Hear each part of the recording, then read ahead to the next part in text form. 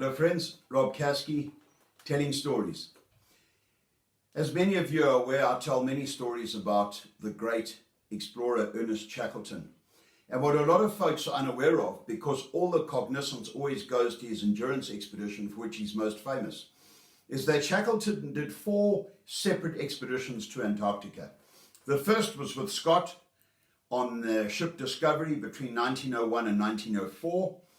Their relationship broke down completely. They never shared a major expedition together again.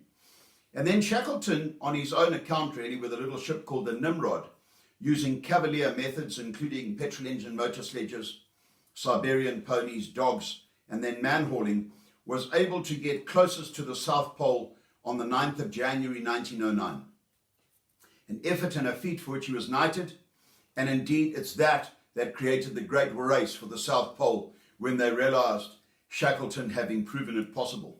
And then, of course, his most famous expedition is the Endurance, 1914 to 1916, when the ship was crushed, leaving 28 men and 57 dogs floating on the sea ice.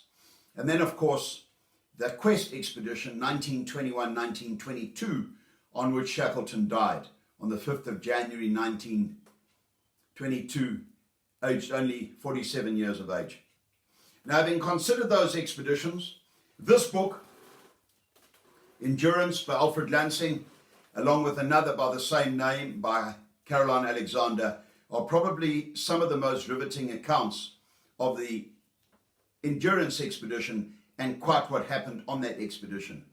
Now, teaching colleges and training universities like Harvard, Yale, and others have taken the example of Shackleton in terms of his ways of leading men, his ways of managing men, particularly his belief always in a positive outcome, how he changed responses to changing circumstances. And they produced this beautiful book, Shackleton's Way, Leadership Lessons from the Great Antarctic Explorer, written by Margot Morell and Stephanie Caparel. And this book, if you are interested in the lessons that come out of Shackleton's endurance journey, really are quite illuminating in this book. And then, of course, in 1907, when they went down there on the Nimrod, some cases of whiskey were stashed beneath the hut at Cape Royds. 100 years on, a case of that whiskey was found by the Antarctic Heritage Trust from New Zealand, who were restoring and preserving the huts. 100 years on to the year, it's quite extraordinary. 2007, that whiskey is now faithfully reproduced by White and Mackay, the distillers in Scotland who bought out McKinley's, who produced the old Highland malt, which Shackleton had taken down to Antarctica in 1907. Indeed, he liked it 10 years old. It was blended in 1897. And these are the wonderful, wonderful package boxes of that whiskey, Shackleton's replica whiskey. If you're looking for a gift for a discerning male friend and finding it difficult, you can't go wrong with a bottle of this whiskey. On this container, you can see stories that travel. I'm lucky enough to do some online presentations for various companies regarding this whiskey, the story associated with the whiskey, and what a wonderful gift it makes. But perhaps some of the most unusual products that have come out of the Shackleton era and the Shackleton name belong to the Shackleton Brewing Company in Salt River in Cape Town. Its innovative founder and owner, Stephen Peel, had gone down to Antarctica on the S.A. Gullis some years ago and was intrigued that the ice cores that came back from Antarctica, once the scientific analysis had been done on those ice cores, that ice core water literally went back into the ocean. And Stephen decided that he wanted to run with the idea and make something in honor of Shackleton, something that could be enjoyed today, and indeed something produced from the ice core water. And on this magnificently packaged product, his Kolsch beer, which comes packaged in a beautiful bottle, a lot like a champagne bottle, with a cork on the top to keep it fresh and maintain the carbonization in there, he's produced this icebreaker beer. And on the side of the box, it reads, "Sometimes science and sustainability come together in the most creative of ways.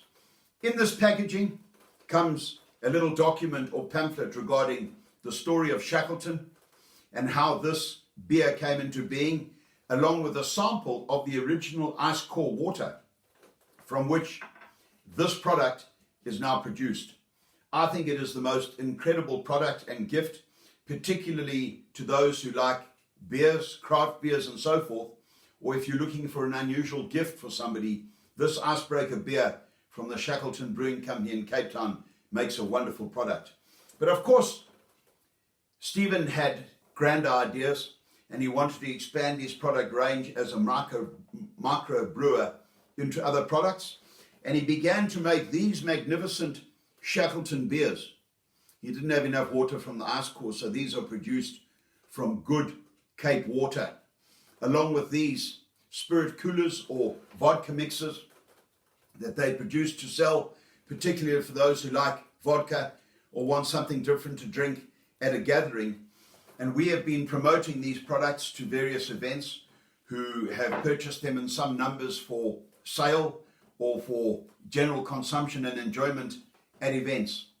I'm going to be doing a talk shortly at the Shackleton Brewing Company about the endurance expedition largely, but about Shackleton's other expeditions too, in a very brief way.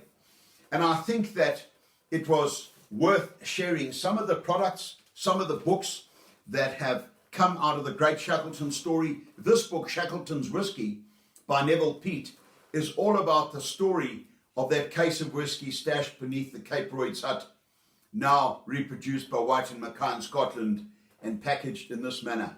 Half of the proceeds of the sale of each bottle go back to the Antarctic Heritage Trust for the restoration and the preservation of the huts in Antarctica. So I think with any of these products, they can certainly increase your knowledge and your interest in Shackleton, and very importantly, I think carry his great name forward. I hope you've enjoyed that little presentation, and I hope you will join me for more in the future. Thank you very much indeed.